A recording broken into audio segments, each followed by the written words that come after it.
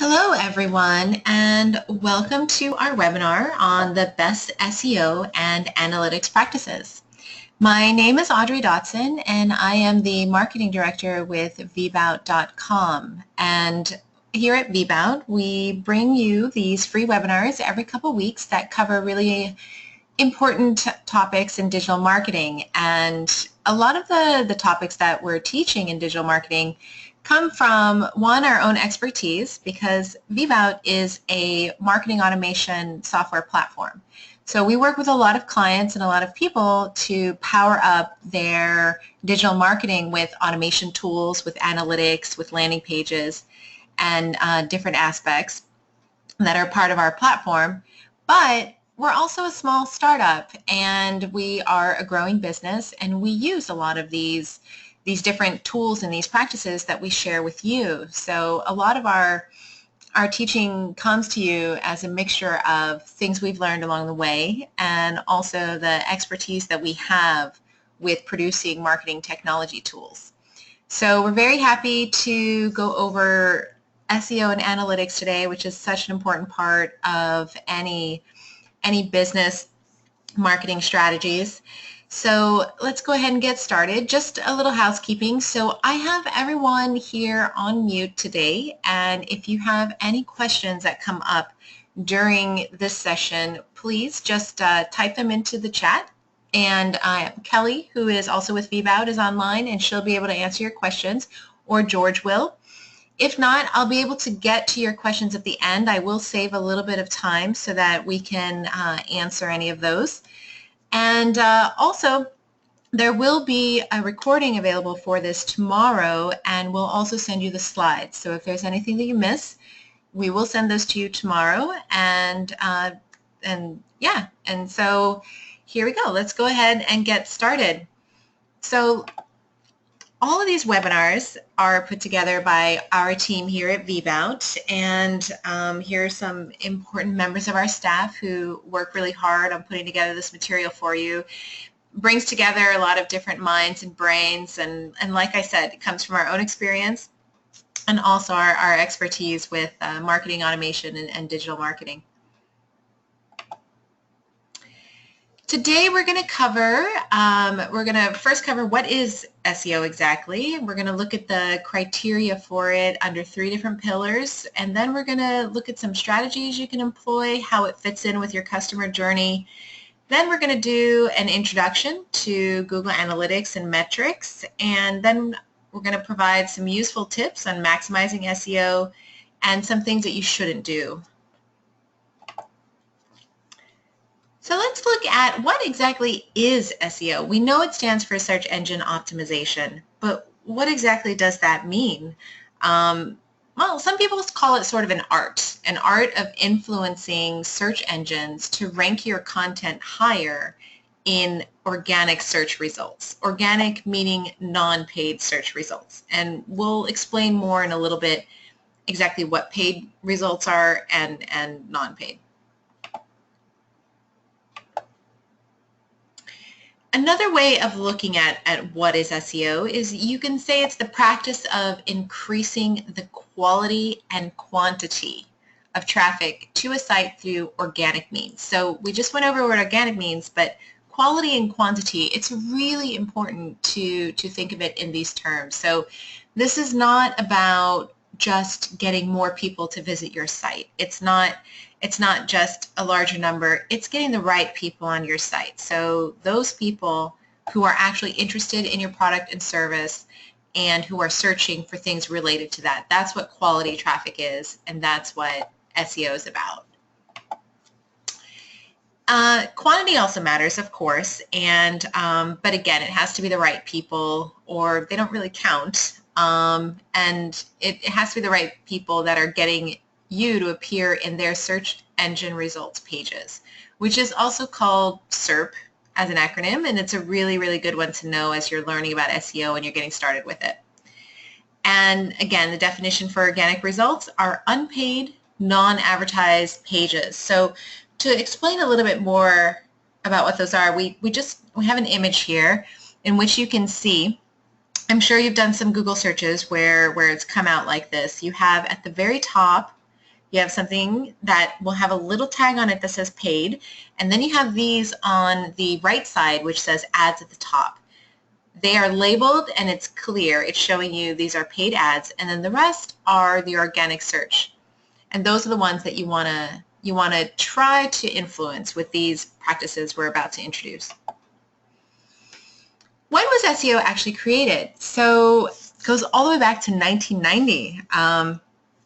And back then it was called Archie, which was, or Archive. And it was basically the first search engine. It's an FTP site that hosted an index of downloadable directory listings. Now, due to limited space, it was only listings and did not list the contents for each site. It was very basic, and yeah, you can see an image of it here.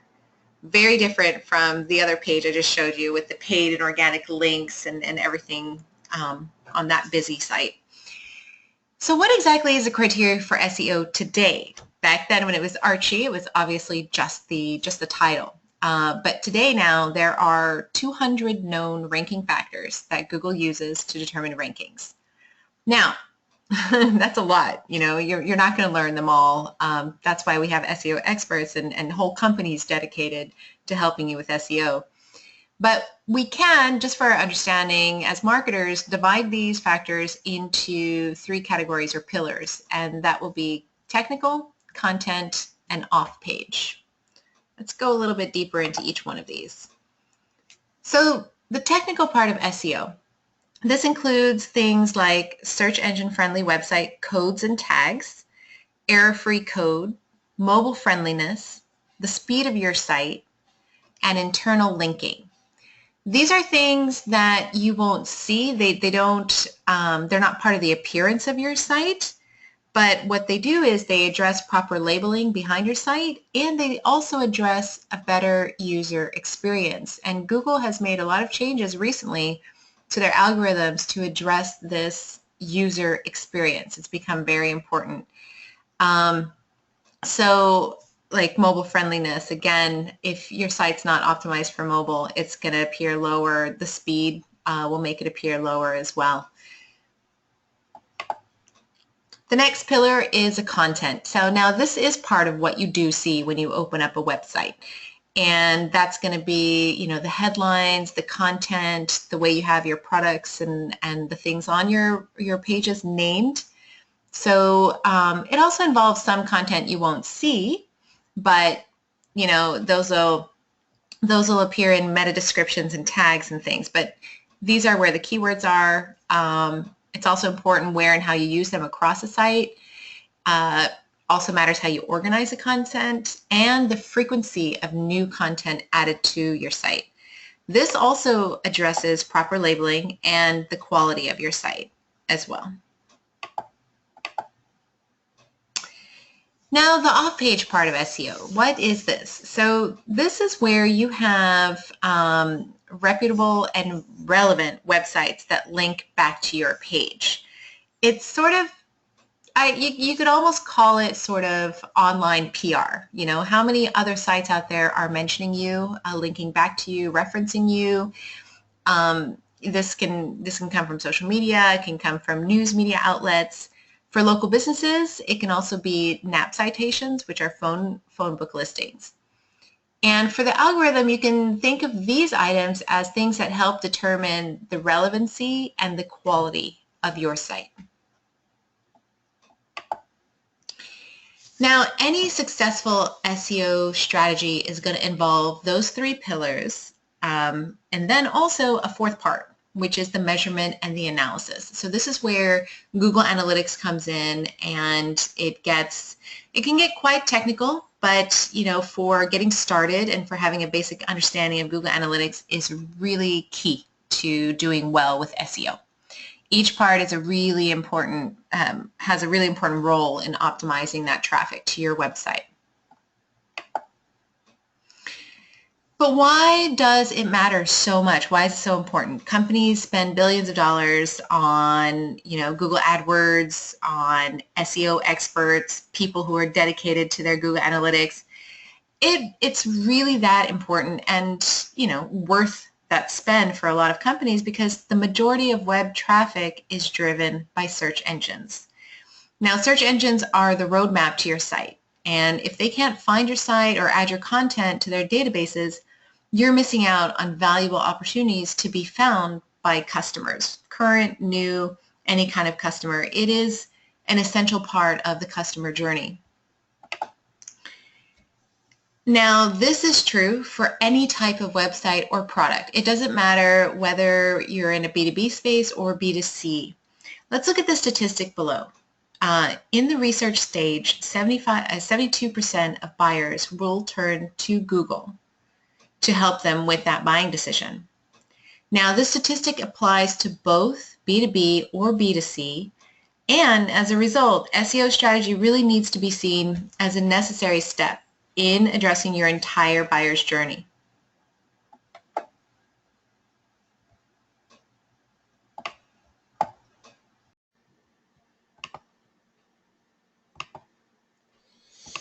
Now, how important is it really to get on the first page with organic search as opposed to paid ads? So if you remember back at the beginning, I showed you the search results. You had the paid was at the very top, and then the organic was below.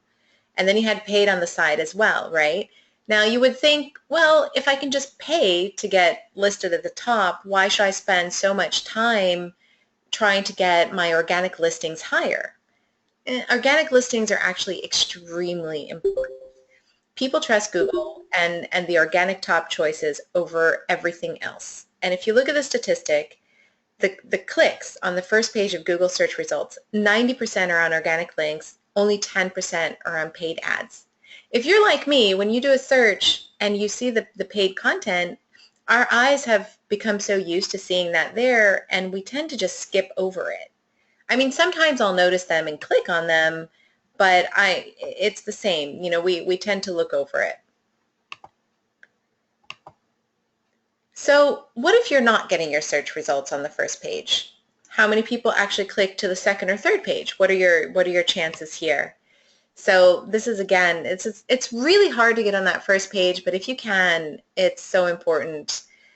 About 91.5% of search, they go to the first page and that's it. And only 4.8 get to the second page, and you can see the stats for the third and fourth page. Now, if you are appearing on the second page, it's not good to also assume you're going to get 4.8%. It actually is split up between all the links on a second page. So if you're near the middle or the bottom, you're going to get even less of that 4.8%. And that's how it works.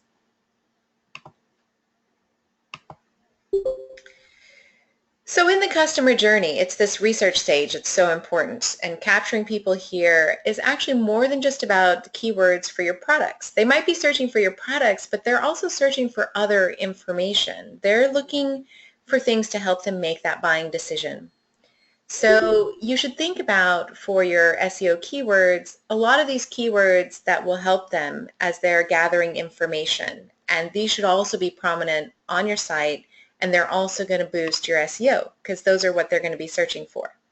So this could be educational material, customer reviews, testimonials. These are all the things a buyer is going to want to see at this point.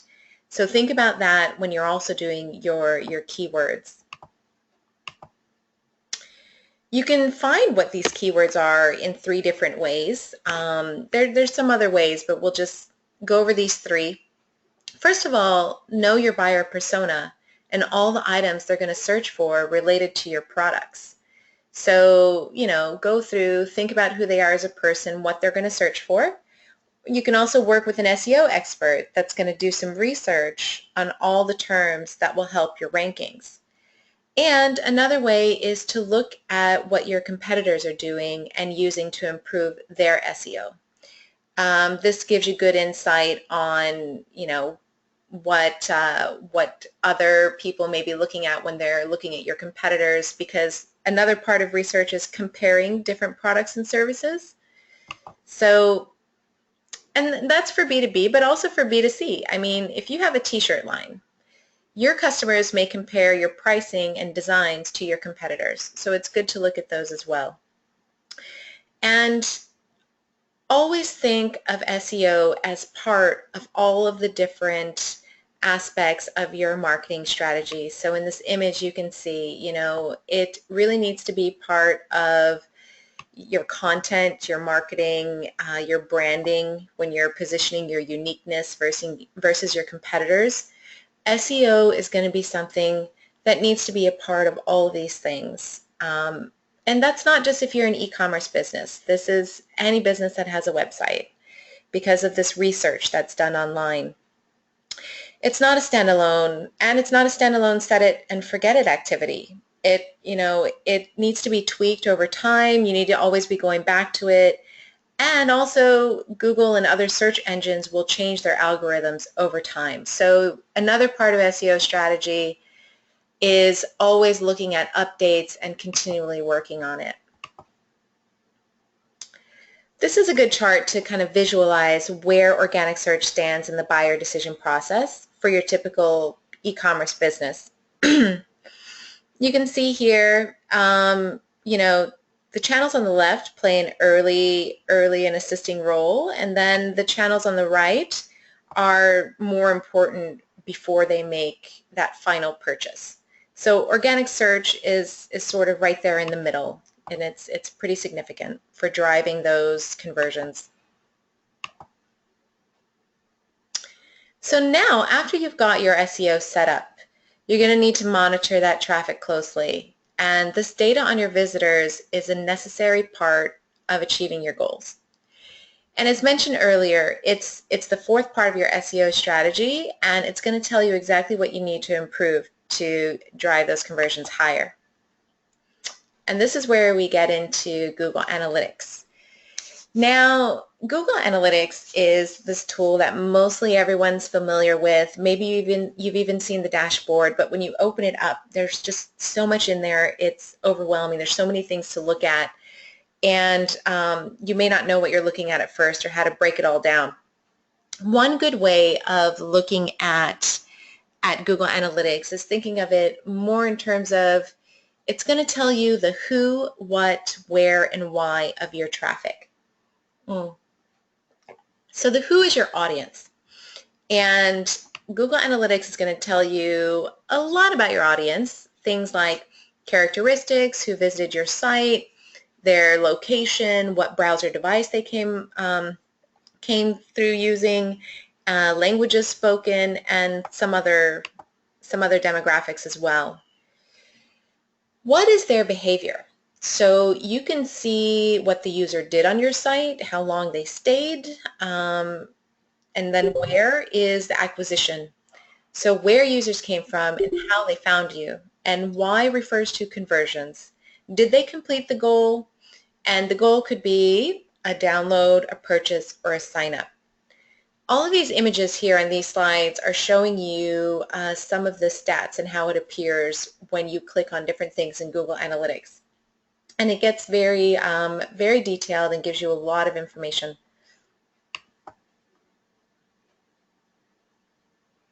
So here, there's additional items that you can track, things like the open rate, the sequence progress, engagement, and clicks. Now, a sequence progress might be important because it tells you even more details about your customer journey. So once you've got them through the research stage, they've actually reached your website, your SEO is working, they're looking at your products and services, the sequence progress might show you which pages they actually visit, where they click through before they get to that cart, and then they purchase something. And that's really important to know the most relevant information for a buyer to make a decision. And so you can enhance and change those things. You can see where they're dropping off. Maybe a lot of people get to a certain point, they get to your pricing page and they drop off. This could be something you need to look at. Maybe your pricing is too high or there's a problem on your pricing page. So that's what all of these things will tell you.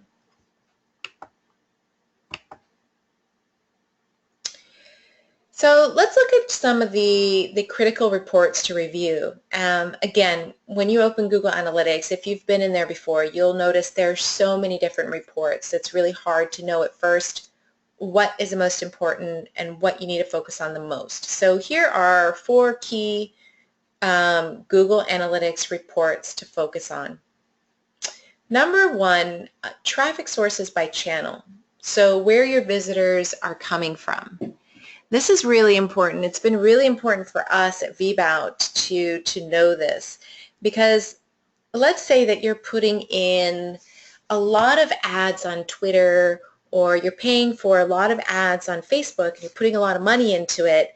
When you actually look at where your traffic is coming from, as we did, we noticed, okay, not that much traffic was coming from Facebook, but we had a lot of traffic coming from, say, inbound.org, which we weren't actually paying for any advertisements on, but maybe we were just using it to have a community there and to share some content, but it's actually generating more traffic to our website. So that told us, okay, so maybe the money and time that we're investing in Facebook ads is not really getting a good return on investment for us. But perhaps spending more time on inbound.org is going to get us more people who are interested in marketing automation software and more people who are the right kind of clients. So we should spend more of our time and energy there. Other reports review your top landing pages. This is going to tell you the content that draws in your visitors. This gives you a lot of insight to know more about what they're searching for, more about whether your content is working, it's pulling in the right customers, and if you need to tweak your content or do something different with it. Your top referring sources. So these are the referral sites that lead users to you, and like the right channels, it's going to tell you a lot about your users, where they're coming from, how they find you, and where to put more of your energy. Your conversions are your goals completed by your visitors. This is the most important. I mean, everything should be measured by the goals you're completing. Now, if you look into Google Analytics, as we have here a screenshot of the conversions section, it's not so simple. You've got a lot of numbers here. So when you open it up, you've got you've got subsections under goals, which is just one subsection. And it can get very, very granular here. Just a very brief overview of the conversions. This goal value that you see here, which says $11, this is actually a goal value that you place on the person completing the goal. Now, it's not how much your product cost, it's not how much the person spent, but let's say my goal was to have them download an ebook, and they're not actually paying for the ebook. The ebook's free, but I placed a value on it of $11, and this is something that we do internally as a way to kind of give it a value so that we know the things that are more important versus less important. So what's less important than downloading an ebook may be somebody who read a blog article. And the reason why downloading an ebook would have a higher value is because the person had to give an email address in order to download the ebook. So they become a higher value because we now have an email address and we can now send them marketing communications. Whereas somebody who just read the blog didn't have to give an email. So things like this that you can look into and you can determine and work out for your company and what will matter to you. So just some basic steps on setting up Google Analytics. Setting it up is easier than actually getting through all of the robust data that they provide and all the different links. But you can do this for free. All you have to do is just open an account and log in and set it up using your URL. But what's really important, you have to go beyond that. You have to add tracking codes to your site. And then this is what's going to tell you, this is how you're going to find out how users are coming there, where they're going, what they're doing. And then, as we mentioned, defining the goals for those critical actions, but also putting a value placed on them. And then linking your analytics and Adwords to the account. And doing this for every single page that you're monitoring, not just your home page, but all your pages.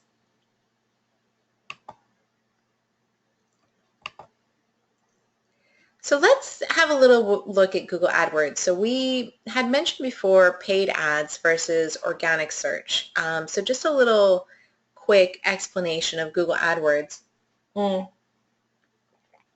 These are words that companies bid on for those paid ads in Google. Now to the left, what you see here is an example for Converse trainers.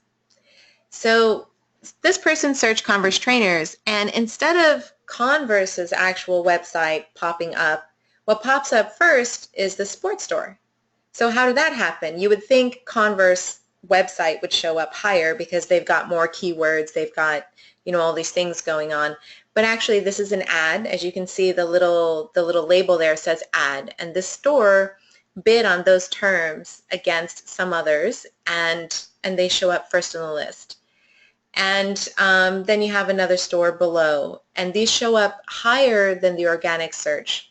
Now, even though 90% of us, or 90% of clicks on the first page go to organic versus paid, it is there, and I do see it, and I do occasionally click on it. So let's say this store is having a sale on Converse trainers and I wanted some. I might actually click on this. This is how Google makes most of its money, and some of these words are really not cheap. They get paid per click or per daily use.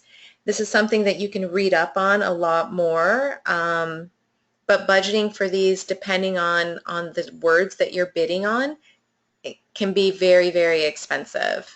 You'll just have to look into it for the words that are relevant for you.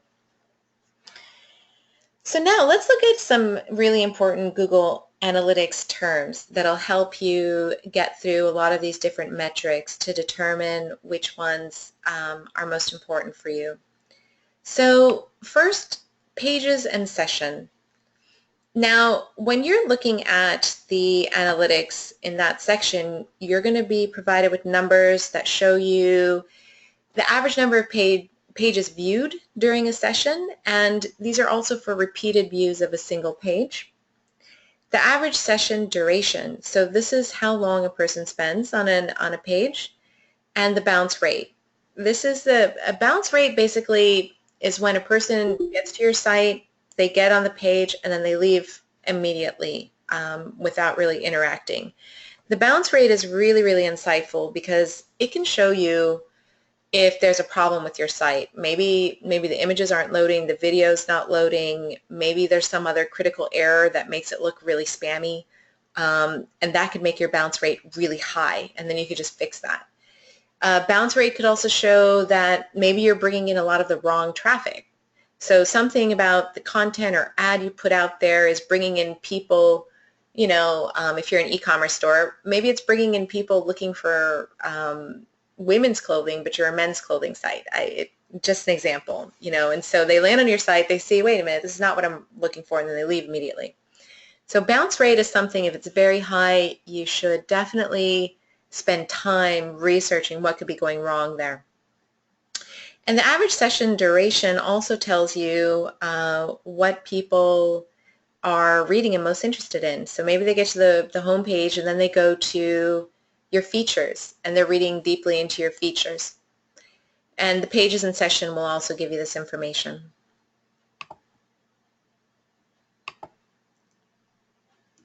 So another important term is the source. So this is where users are before they come to your site. So this could be a search engine or another website. So if it's not a search engine, if it's a partner of yours or another website that's bringing in a lot of your traffic, that's definitely something you'll want to know and look into. And then there's medium. This is how users arrived at your content. So this is organic, it's none for direct traffic, and then CPC for the paid search. And it breaks it down into charts like this that you can see in the image here below.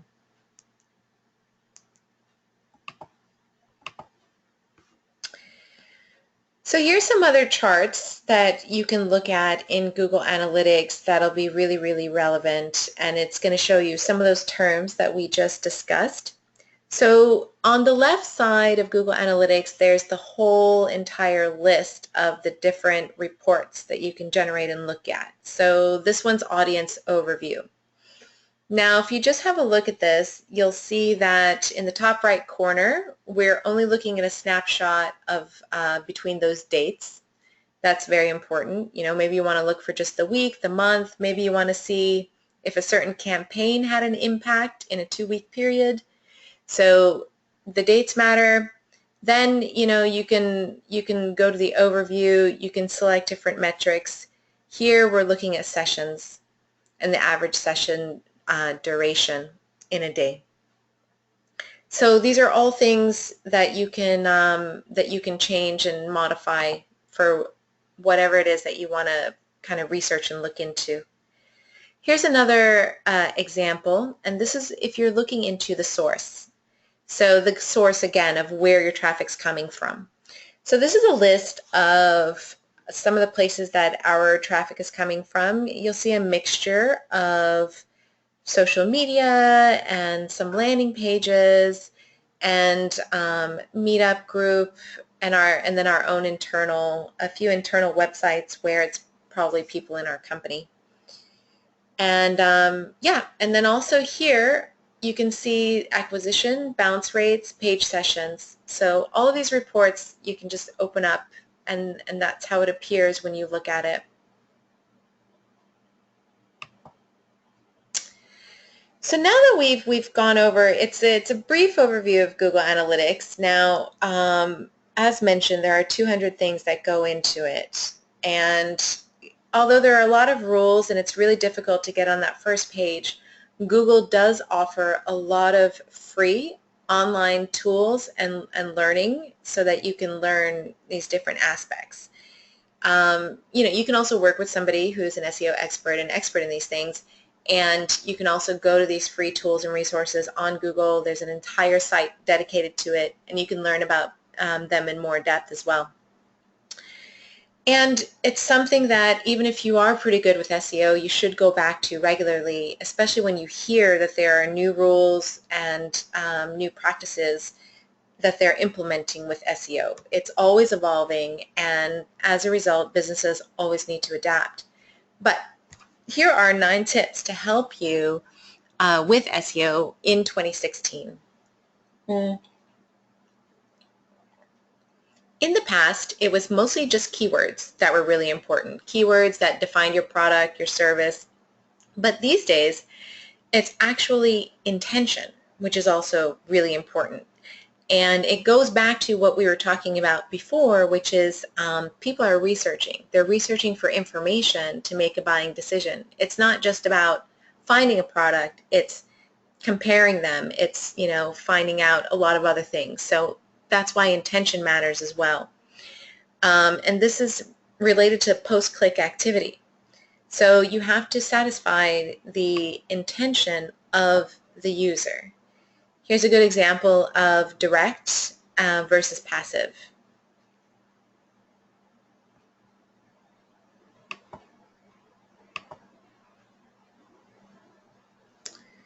And here you can see a little bit more with this example. You know, somebody might search for pancakes recipe, or they might be looking for simple one, fluffy, and just lots of different words.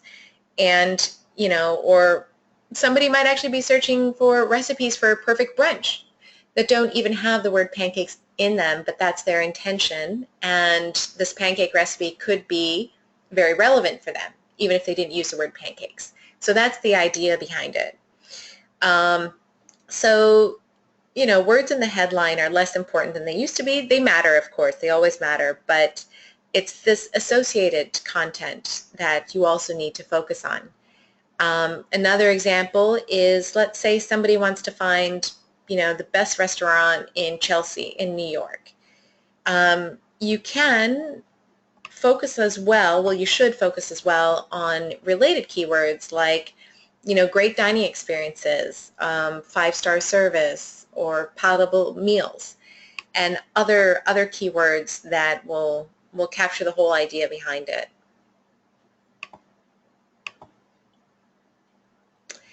And then the next one that is a really big change that's happened in recent years is to focus on the user experience. So, you know, back in 1990 when you had Archie just throwing up the titles of the websites, it definitely was nowhere near as competitive as it is today.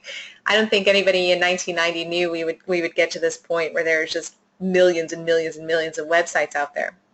So user experience really matters, and Google also thinks it really matters, which is why, you know, they've added things to their algorithms that address user experience. And so original content is more important than ever. You know, this will justify somebody wanting to read your content or share it, and that will also help your SEO.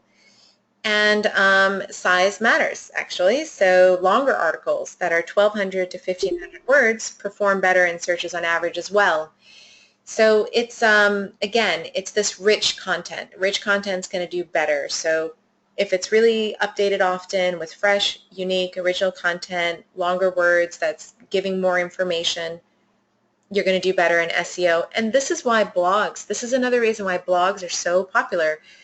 People have started wondering, why have a blog? Nobody actually reads it. Well, you know, content on blogs also help your SEO rankings. And that's another reason why every company should have one. Whether you think people are reading them or not, it's helping your SEO.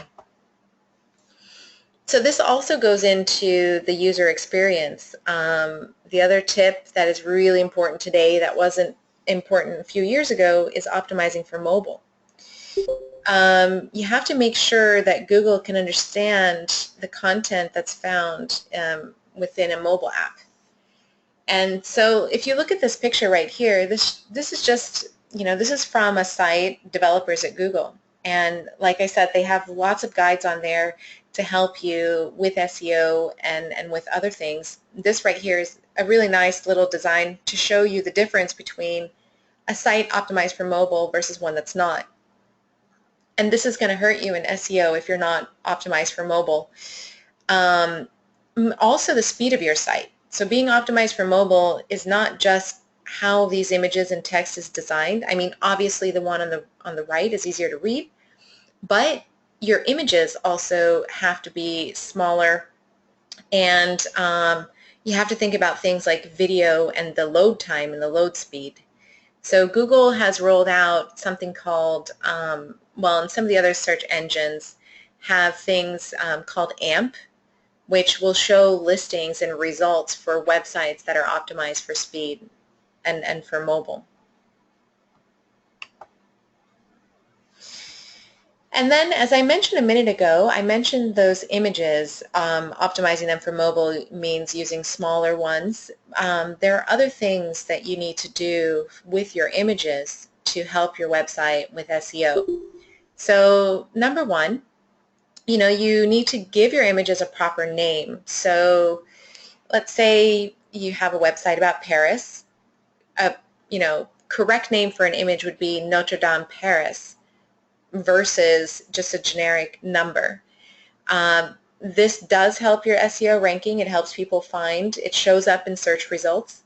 And also alt text is really important. And this is basically alt text you can see here on the left side. This is text that's added when you put up an image and you're uploading it. You get a place to enter the alt text. It doesn't show up unless for some reason the image can't be displayed. And it'll tell you what the image is. Now this is also really important for mobile, for email. Sometimes people have settings on their email or on their mobile devices that block out the images unless they choose to download them. And then, you know, they can click on something that says, okay, download the images. And a lot of people do this for speed or for safety. But like on the image we have here, the example on the top left, you can see this link. This person could click display the images below, and then the images are going to appear. But yeah, so it's not just for labeling though. It also does help your SEO. So make sure that your alt text also reflects some of your keywords, and it'll help your rankings too. So another one is backlinks. And a lot of people talk about backlinks, and they are difficult to get if you're relatively unknown. This is when other sites and blogs link back to your website. And of course, this increases your credibility and your ranking, but you have to be careful with what you're doing to get backlinks. I'm sure we've all seen some pretty spammy practices people are using, where they go and they just make comments on a lot of different websites, or they just throw up their links all over the web. Google knows about these practices, and if they find out, they can ban you from search results. You can actually get banned from search results, which we'll talk about a little bit more later. There are safe ways to try and get more backlinks. So one that we recommend is on some of these different community sites like LinkedIn groups or inbound.org, you have places where people are discussing different topics that are relevant to your, well, you should find the ones that are relevant to your business, and you can put up comments and reviews. Here's one where a couple people purchased a book and they put up a review, and as an identifier they put up the link to their website next to their name, but then they left a very real review. So this is not considered spammy, and it does count as a backlink. There are other things to do. There's a lot of other little tweaks and tips you can use to get backlinks, but definitely go the good route and don't involve any spammy behavior, because Google knows about those and they won't work in the long run. Another good tip for SEO involves subfolders and subdomains. So this is where we get into a little more of the technical aspects of SEO, and your average marketing manager might not understand this completely, but it has to do with how websites are set up with the URLs. So as you can see here in the image, a subfolder would basically be your website, and then it would be slash and then whatever the extension is. But a subdomain would have it at the beginning and then dot, then your website. It seems like a small thing, but the subdomain is like a third level domain name. Now these are free to create under your root domain, which would be here mydestination.com. That's the root. And then folders sit behind your domain address. It matters because Google actually ranks subfolders higher, and there's a lot of technical aspects and things that go behind this that you can read up more about and definitely discuss with your webmaster. But just for awareness, Google ranks subfolders higher. So when you're creating these additional pages, yeah, go with the subfolder versus a subdomain. Another last tip for maximizing SEO involves meta descriptions. So it sounds more technical than it actually is. It has more to do with content. So it's this text that appears below your headline in a search result that gives more information about your page. Now, to stand out, this is a really competitive environment, so you really want to write something very clear and very compelling to stand out. Definitely include a call to action here. It'll help. Like I said before, for the Converse shoes ad, if I saw one of the ads above and I was looking for Converse shoes and it said, 20% off today, buy now, I might actually click it. I might actually click it because the meta description is good and very relevant for what I needed right at that moment. So use targeted keywords here as well. If you'll see here, this example that we have is for a search for men's hats. And when men's hats is used in the meta description, it actually appears in bold. I have circled one example here. So when those words appear in bold, the average person searching is looking through this whole list. They see that word, it's in bold, it catches the eye faster, and it also helps SEO. And then, very important, make sure that no text is cut off, that the full message can be seen both for the headline, for the CTAs. So, after setting up those meta descriptions, have a look at them, monitor them, look at the other search results that are coming up around yours, and yeah, evaluate how well they're doing against your competition. Let's look at some of the things that you should not do in Google. So it's really important. Well, like I said earlier, you can get kicked out of the Google search results completely if you're involved in a lot of very spammy activity. You know, Google will find out, and it's not good. You can be blacklisted. And then talking to an SEO expert recently, you can get back into the search results afterwards, but you have to file a petition sort of and make an appeal to get back in. And so just avoid that at all costs. So that means don't buy links. Don't use links from low quality, unrelated, spammy sites. And don't forget to index your pages. So this is something we haven't talked about yet, but broken or missing pages won't be included in the search results. You're going to get this error, 404 error. So you really need to index pages and add them to the Google search. No index tags means that, your SEO will be hurt, and it'll look like spam. This will count as kind of spam. So how do you add to the index? Well, first of all, you should create a sitemap. And after creating your sitemap, you should submit only the most important parts of your blog or website to be indexed. So you can do this through Google Search Console, which you can see here. We have a picture of. It's pretty simple. It gives you a space to put in the URL, and then you can submit the request. These don't happen overnight. It can take a little bit of time. Obviously, they have a lot to get through and probably a lot of requests every day. But yeah, again, don't index unnecessary archives like tags, categories, and other useless pages. Other very important things about indexing is don't forget to update your content frequently. And again, as we mentioned, updating it frequently, it adds to the credibility of your site, and it allows the crawlers to find you more easily. And speaking of crawlers, so the web crawlers is a term used for these bots that Google uses in order to find the content online. And so you have to make it so that these crawlers can find your content. And another way to help them out is through social media links. So make sure that you add your links on all your pre-existing profiles. And this helps your SEO. And if you look here at our example, General Electric is a great example. This was a search done for GE, and a number of the results that came up on the first page were actually their Instagram profile, their Pinterest, and Twitter. So the social media sites and making sure that it links back to your existing site also helps with your rankings and with your SEO.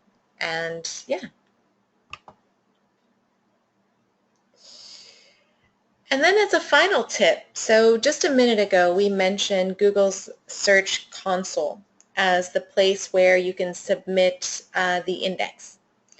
Now, the Search Console was formerly known as Webmaster Tools, which I mentioned earlier, and so this has been rolled out fairly recently, and it's a great free tool, and it contains a lot of the same aspects of the Webmaster Tools, but it has more added to it. Now, this is the only place where Google will communicate directly with you about your site. And some important additions that have been made is in the area of mobile usability. So like I was mentioning earlier, one of the biggest changes in recent years has been additions to the algorithm for SEO that include mobile friendliness, the speed of your site, so things with usability. If you open up the Search Console in Google here and go down on the left side and look at the different reports that you can generate, you'll see it added there. You see mobile usability has been added, and it will give you ratings and rankings on that. So there's a video we have here that you can watch. It tells you a little bit more about all of these different tools. And it'll explain more, if you go into Vbout, it'll explain more about how they're interpreting your site with crawling, the indexing errors, hacks, malware, and these usability issues like I mentioned a minute ago. In addition, it also shows you the keywords that are driving traffic to your site. So if you just go to google.com and the Webmaster Tools, you can see all these things. The internet is amazing. It's so easy to share anything you create with. I'm going to skip the video for now. So we're coming up to the end here, and I wanted to leave some minutes for the Q&A session. With the entire world. But we'll have the video and the slides for you to download afterwards in the recording. So in conclusion, that's a lot of information about SEO, but give you a basic understanding of how to use Google Analytics and how to use these different tools that are available to you and think about SEO. Just remember, start with a good plan that's going to guide your tactics for what you want to achieve, and always determine how you're going to measure your success. Familiarize yourself with the new SEO practices constantly. So as they come out, read about them and know what are the changes that are being made. And then also make sure that you use more than just keywords in your content. Use those related words we discussed for other subject matter that a person who may purchase or need your services will be searching for. Absolutely make sure that your content's mobile friendly.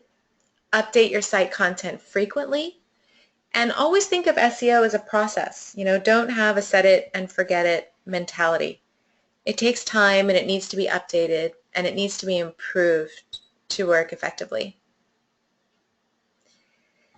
All right, so thank you for joining on the webinar.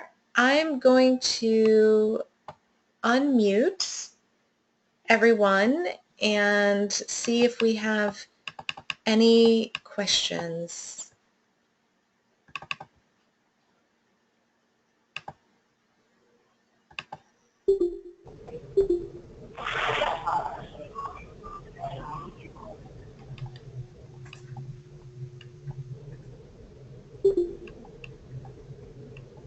Okay, Stephen, so you submitted a question. Don't submit multiple indexing requests for subpages. Yes, I did mean that. So just submit the most important ones. It takes Google a long time to get through these, and you definitely just want your significant pages indexed. So in the site map, this would be your major pages. KP, the video is going to be available tomorrow. We're going to post everything up online, and the slides will also be there for you to download. And yeah.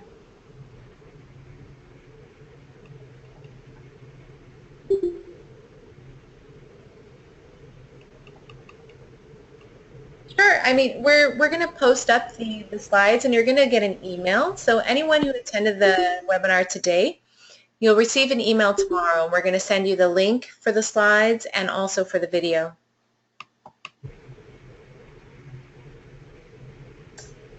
Stephen, that's a very good question on how Google determines which subpages it will or won't index. I'm not 100% sure on that. They have all their algorithms, and there's probably more explanation on this online. Sometimes it's just a matter of time. Sometimes it just takes them a little bit longer to get through it. Yeah. And there are probably different rules involved into how something has to be named and labeled and other things.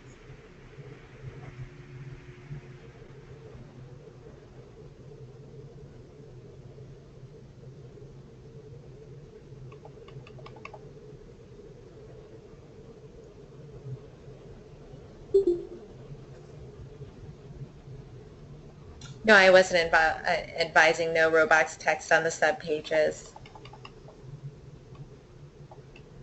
All right.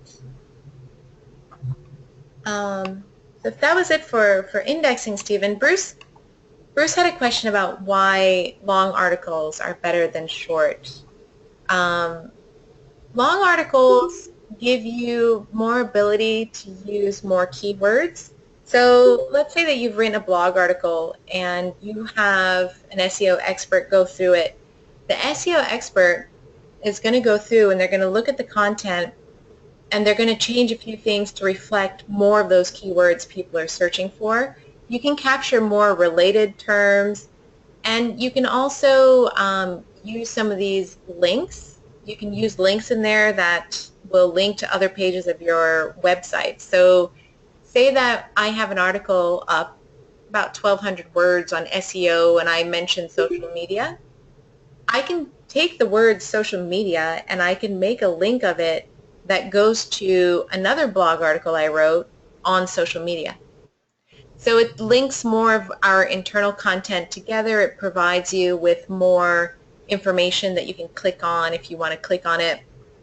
And yeah, and it just shows also that it gives you an ability also to update the information and provide richer content. So that's why the longer articles are better for SEO than the short ones. Mm-hmm.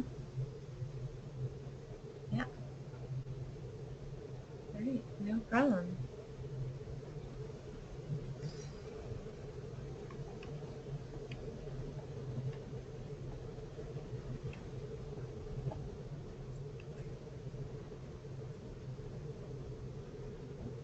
Oh, no problem.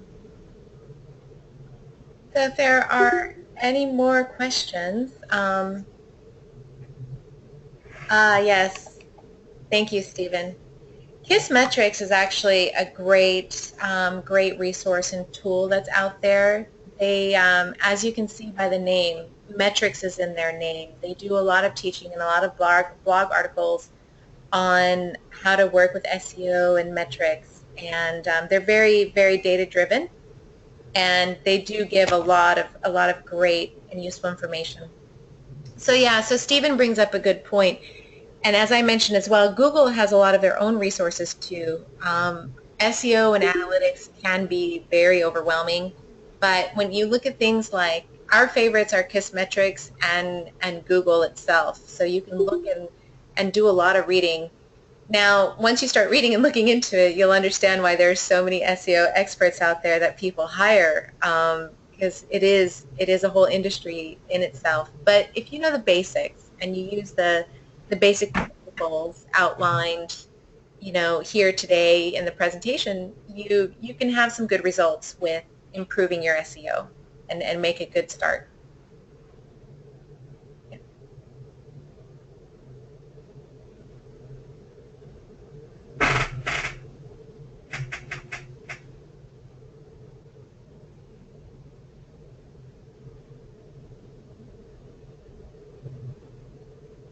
All right.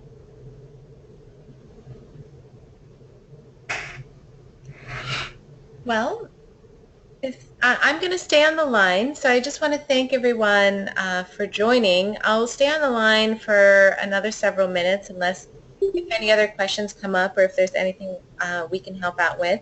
And as I mentioned, we do have the slides and the recording that we're going to send out to you probably tomorrow. So if there's anything that you missed or you want to see that demo video at the end for Google Console, definitely download those tomorrow. And thank you again for attending.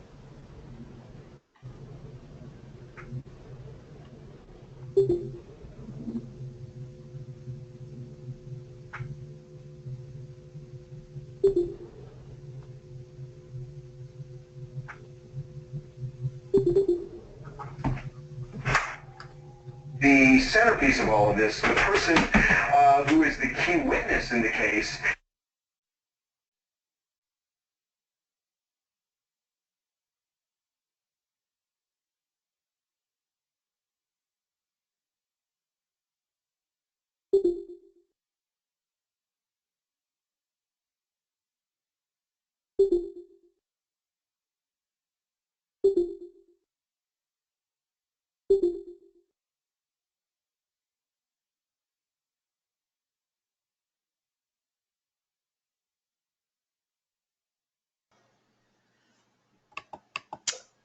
Oh, hello.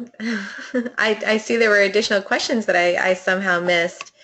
So first, let me go back to, yes, thank you, Stephen. There's a lot of reasons why your website can be penalized by Google, and that's very good reading. The other question about, is SEO available or suitable for all kinds of businesses? Yes, it is. It is suitable for any business that has a website. You really should be engaged in looking at the SEO. It doesn't matter if you're an e-commerce site, if you're a B2B site, and it's because of what we mentioned before, in that most people, when they are making buying decisions these days, they will do research online and they'll go to a Google search to find out more information. And this even applies to clothing brands, food, restaurants, B2B, everything. So having a website is important, and if you have a website, SEO is important for any business. So other than review sites and other blogs, what are considered good for backlinks, Stephen? Yes. So for backlinks, other blogs and other sites are good. Reviewing, getting involved in communities like LinkedIn groups, inbound.org. You know, social media. Social media is really good for backlinks as well if you can get them there. And then, of course, if you can get any kind of PR. So in the results that I showed for GE, if you'll notice in their list, they had a number of social media sites, but then they also had the Wall Street Journal. So I mean, not every small business is going to be able to get the Wall Street Journal to put up one of their links. But if you can get any kind of PR, trade publication, or any kind of mentions in the media, always make sure that your website is there. So that's another good way. And then your own blog articles as well. So one thing about backlinks is, if you do any guest blogging, you can also put your website at the bottom. And if you do any articles on very popular search terms, they will come up. So say at Vbout, one of our most popular blog articles is 7 ways to increase your LinkedIn followers. A lot of people are searching, best ways to increase LinkedIn followers or ways to increase LinkedIn followers, and our article shows up often in the first page results.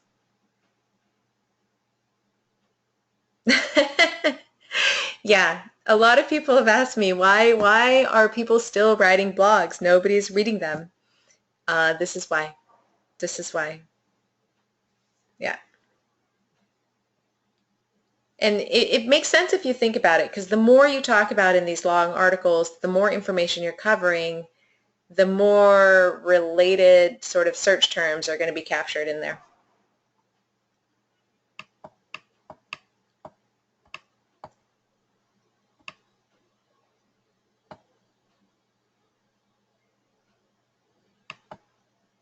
Yeah.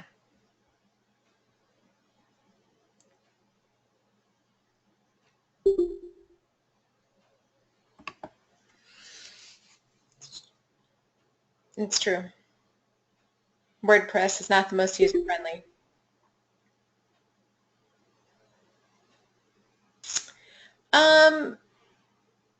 I mean, WordPress is good for design. We host our own on our website, our own blog platform, which is a subfolder of the Vbout page. So for us, that works for SEO the best because it's a subfolder, it's part of our own website, and so we don't use a blog platform. And if you can do that, if you have the capability to do that, I would recommend that. But yeah, other blog platforms, it will just be, that's sort of more personal taste. They all have their pluses and negatives.